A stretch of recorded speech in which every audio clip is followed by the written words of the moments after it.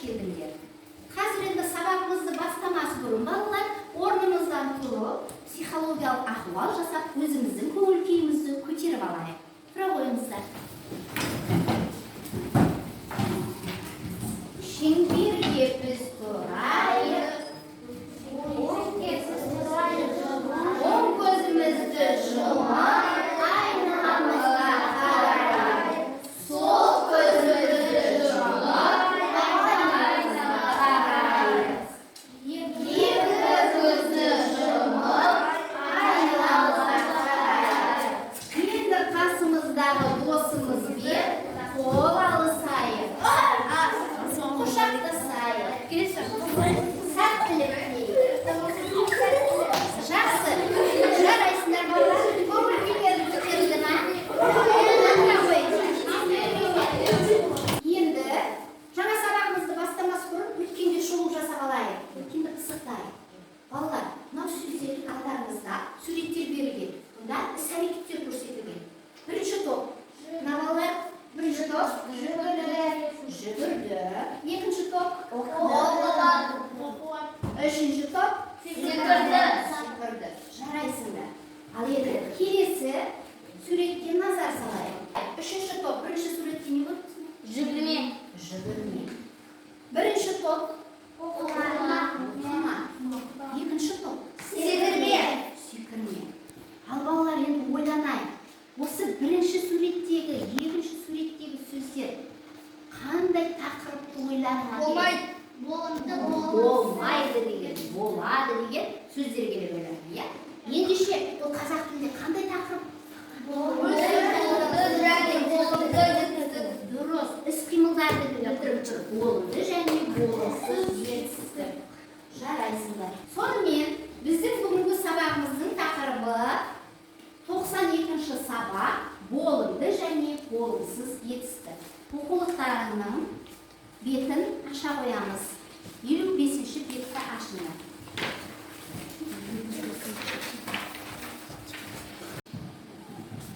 Балалар, қазір енді кішкене ойланып жауап берейік.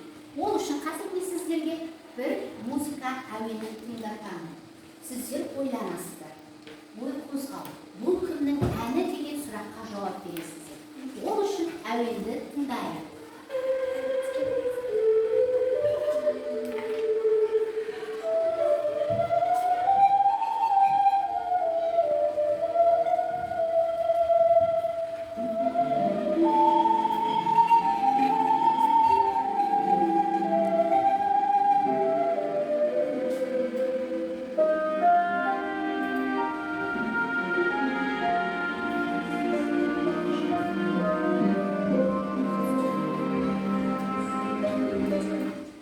Жақсы балалар, әуенді тыңдадық.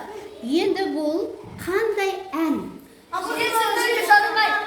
Дұрыс балалар, бұл Абай Құнанбай атамыздың желсіз үстінде жарғай деген әні. Енді балалар, Абай Құнанбаев туралы не білетінімізді топтастырып жаза қояйық. Айбеке, жаза қой. Айтып тұрамыз, не білесің Абай атам туралы?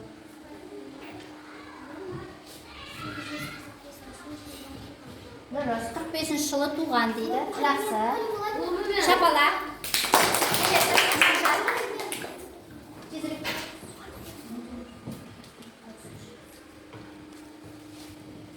Не білесің?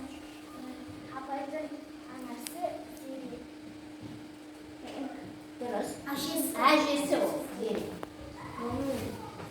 Жаза ғой. Келесі. Сезім. Жаза ғой. Не білесің? Әжесі Зере, 45-ші жыл туған. Тезірексің, бүйтіп көлденеңді жаза беріңдер. Не білесің Абай атамды? Абайдың анасы Ұлжан. Дұрыс, Ұлжан жаза ғой бір жерде. Келесі, Ералы. Шағыз, Ералы түсті. Қайтыс болған 1904 жылы. Дұрыс, қайтыс болған 1904 жылы. Жақсы. Келесі, Каусар шыға ғой.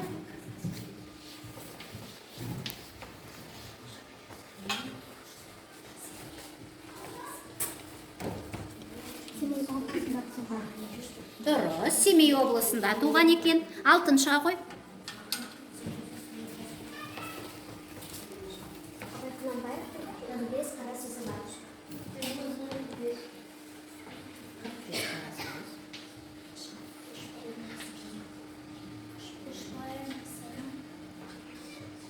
письменно жазамыз. Табиғат шағы. Тағы не білесің? Абай Құнанбаевта 3 бөліміз. Дұрыс, 3 байымыз жазуға. Табиғат сен не білесің? Абайдың шын аты Ибрахим. Дұрыс, Абайдың шын аты Ибрахим. Тағы балалар бар ма? Көркем не білесің? Жазуға.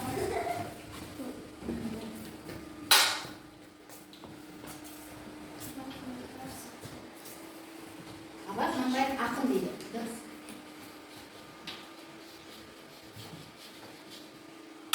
Тағы бар ма балалар қосатындарың?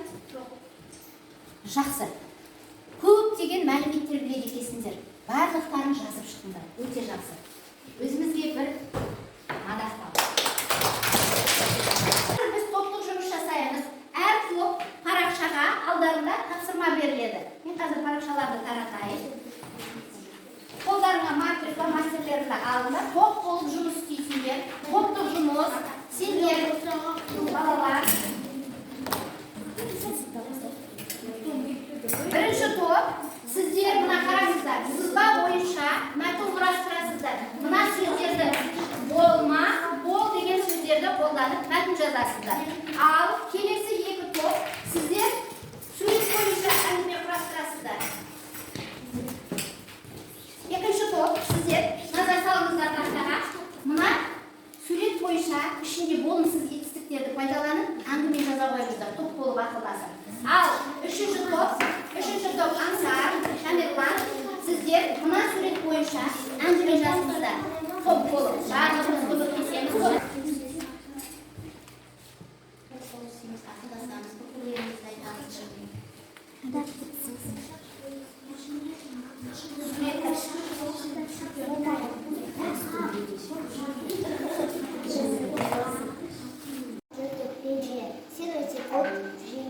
Аузына толтырып жеме.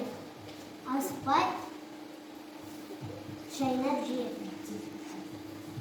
Жақсы Айлана, енді ішінде болымсыз етістіктер бар ма? Болымды болымсыз етістіктер бар ма? Қандай етістіктер? Жеме. Же және жеме деген. Дұрыс па балалар? Дұрыс. Жақсы. Енді біздің соңғы үшінші топ қалды. Кім оқитын? Көркем оқиды, ал оқиға көркем. Сен кітапты сындырма, құштарға тас атпа. Табиғат біздің екінші анамыз. Кел көрсінше табиғатты қорға, табиғатсыз өмір жоқ.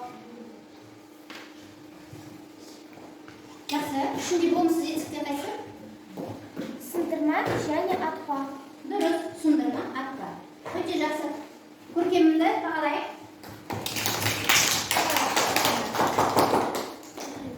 Жарайсыңдар балалар, топтық жұмысты орындарында енді семантикалық картамен жұмыс жасайды. Мынау алдарында берілген картадағы сөздерді оқып, болымды, болымсыз, туынды және негізгі етістіктерді белгілей қойыңдар. Қосу белгісімен белгілей қоямыз. Оқимыз.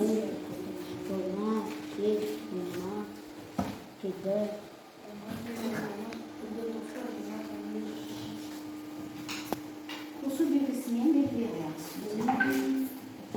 Енді тақтаға қарап, достарыңыздың парақшаларын, семантикалық карталарын тексере қойыңыздар. 1 минут тез-тез парақшаларды тексереміз. Дұрыс жауаптарын белгілеп санаймыз. Қате болса, дұрыстаймыз.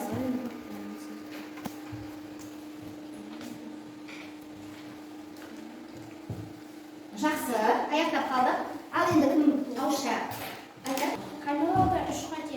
Камилада 3 қате бар екен. Ал Маржан айта ғой. Кәусарда 4 қате бар. Жақсы. Отыра ғой.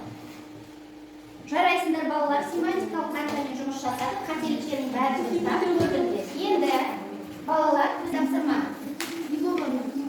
Қолдарына маркер алып, көтерме, барьер алып. Айналма, шық Мирас, келесі.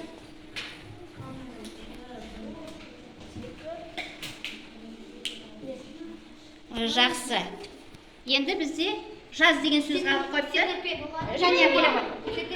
Жәния секірме, маркер алды.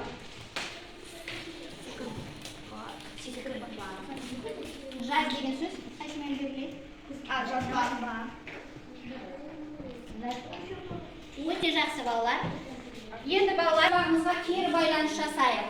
Егер сабақ сендерге ұнаса, онда үстіңгі күлімсіреп тұрған смайликқа сары стикер жапсырасыңдар. Ал егер орташа сабақ түсінсеңдер, қызыл стикерді мынау ортаға жапсырасыңдар. Ал егер мүлдем сабақ ұнамай түсінбесеңдер, онда үшіншіге жасыл стикер жапсыруларына болады. Ал кері байланыс жасай қояйық. Стикерлерді жапсыра қояйық.